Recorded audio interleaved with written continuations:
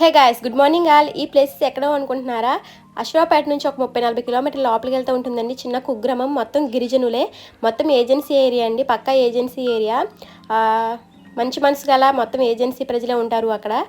ఎప్పుడైనా ఇలాంటి ప్రదేశాన్ని చూడనట్లయితే ఒకసారి ఇది చూడండి. ఎవరైనా లాంగ్ వెకేషన్కి వెళ్ళాలి అనుకుంటే మీరు ఎక్కువగా నాకు తెలిసి వైజాగ్ అలాంటి ప్లేసెస్కి వెళ్ళి ఉంటారు. ఈ ప్లేస్కి చాలా తక్కువ వచ్చి ఉంటారు.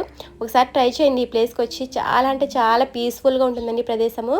అంతా మంచి మనసు గల ఏజెన్సీ ప్రజలేనండి. వెళ్ళే దారిలో రోడ్డుకి అవతల యువతల మొత్తం రేక్కాయ చెట్లేనండి. అసలు కుప్పలు తెప్పల కింద అయితే కాసేసి ఉన్నాయి కాయలు. ఎవరు కోసుకోరేమో. అదే మనకి సిటీస్లో అయితే అసలు రేక్కాయలు ఒక 10 రూపాయలు అంటే 4 పెడతారు.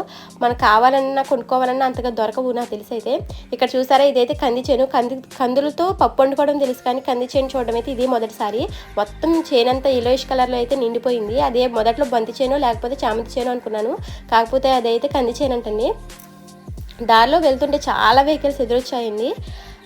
చాలా చిన్న రోడ్డు, వన్ వే రోడ్డే.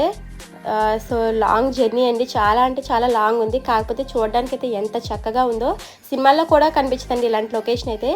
ఊరు చుట్టూ కొండలే చూస్తూ ఉండండి.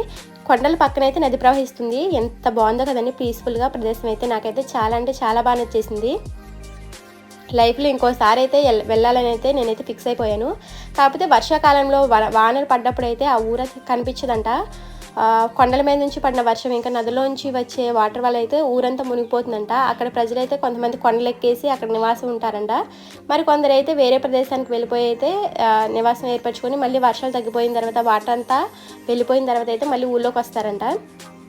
ఈ వీడియోకి సంబంధించిన లాంగ్ వీడియో ఎవరికైనా కావాలంటే నాకైతే మెసేజ్ చేయాలండి, కమెంట్ పెట్టండి. ఖచ్చితంగా దీని లాంగ్ వీడియో అయితే నేను అప్లోడ్ చేస్తాను. సరే ఫ్రెండ్స్, బాయ్.